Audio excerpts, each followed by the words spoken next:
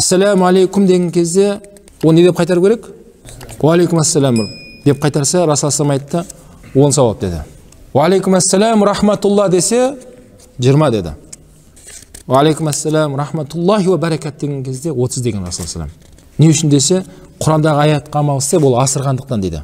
Мысалы, ва алейкум ассалам десеңіз де болады. Бірақ ғалымдар соны айтады, негізі Құранға амал істеген жақсы еді дейді. Құранға қалай амал істейін десе, өткен Алла Тағала не деп айтты? Сендерге біреу жақсы сөз айтса, жақсы сөздің ең үлкені ассалам деп жатыр мына жерде. Яғни сендер оны қайтарған кезде қалай қайтарыңдар? Оны артығымен деді. Соны Расул айтты. Артығымен қосып біреу ва алейкум ассалам десе, 10 деді. Рахматулланы қосса, және 10. Баракатты қосса, және 30 сауап болады деді, субханалла.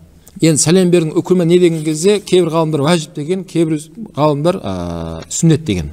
Бірақ патуа. Неге сәлем беру сүннет болып бекітілді? Сәлем десем.